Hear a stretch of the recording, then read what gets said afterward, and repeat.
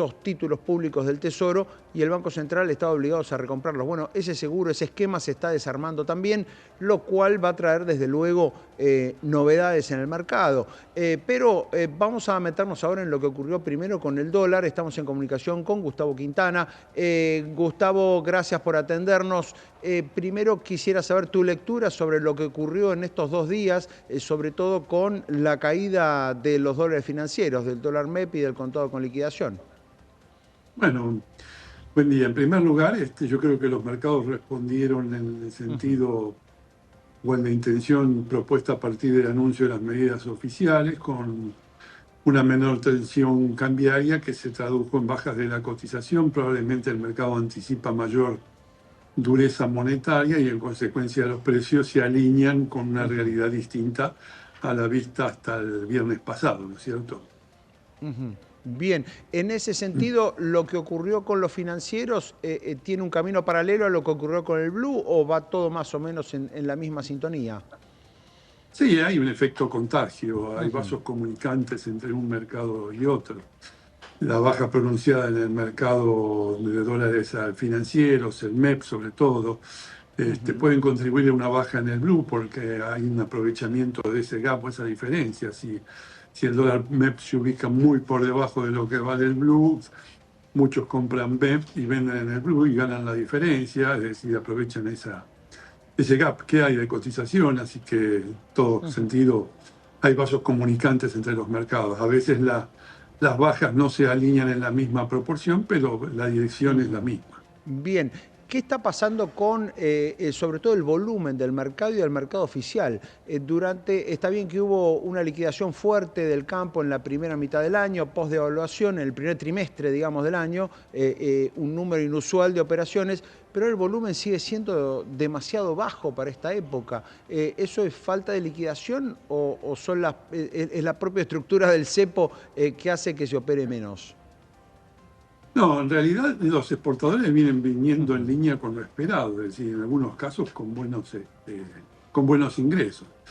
Lo que pasa es que lo que uno lee como mercado mayorista y el volumen operado es la resultante de netear transacciones en el mercado. Es decir, hay entidades financieras que pueden estar comprando 100 millones de dólares de exportación en un día y vendiendo 100 millones de dólares de importación en el mismo día y no acceden al mercado mayorista porque compensan internamente esas operaciones. Entonces, a veces la lectura de ese volumen no va muy correlacionada con lo que realmente se está transando.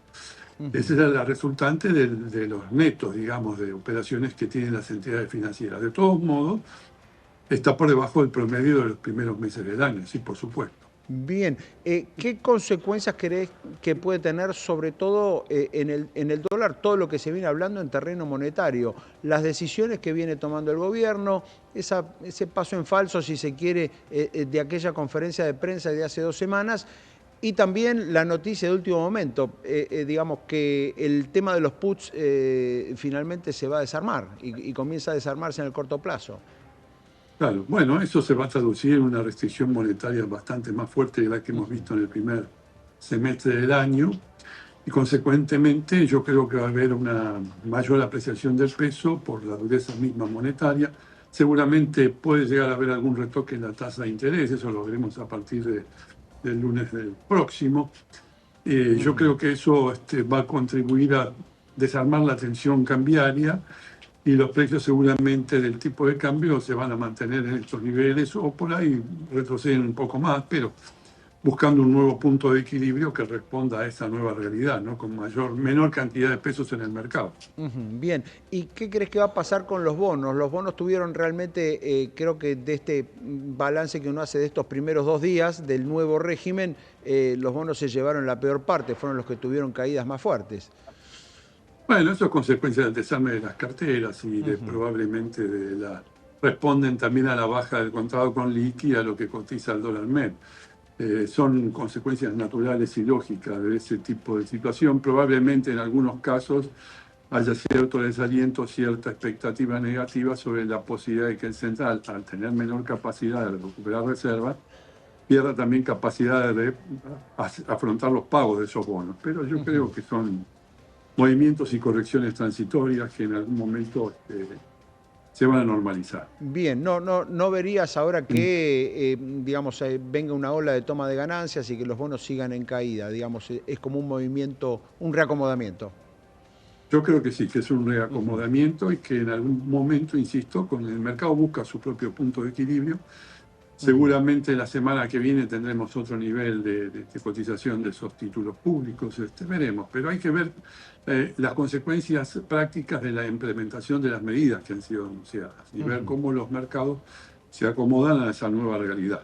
Bien, por último, hay muchos analistas que dicen que el comienzo de esta turbulencia cambiaria estuvo en la baja, perdón, excesiva de la tasa de interés en el mes de mayo, que, digamos, el mercado venía muy en sintonía con las decisiones del gobierno, dando su aprobación sobre todo a la política fiscal, a estos números que venimos comentando de superávit fiscal muy concretos, y que, bueno, una baja excesiva de la tasa de interés movió toda la estantería. Recién a la pasada mencionabas que esperabas una suba en la tasa.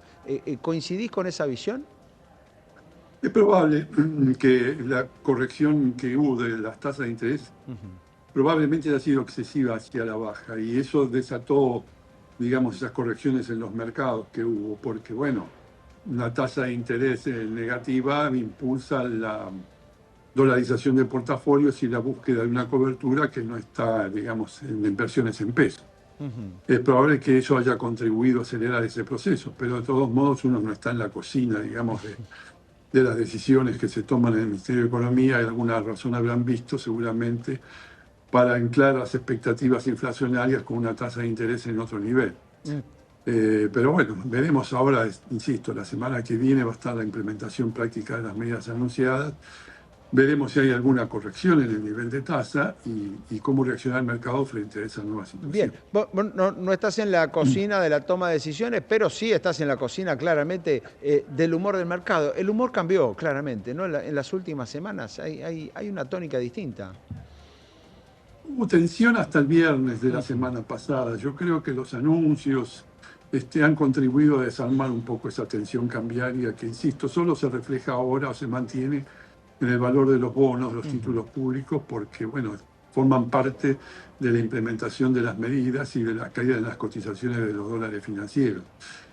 Pero claramente me parece que hay una mejor expectativa ahora en el mercado sobre lo que puede llegar a suceder de acá en más, ¿no? Gustavo, muchísimas gracias por estos minutos. Al contrario, gracias a ustedes.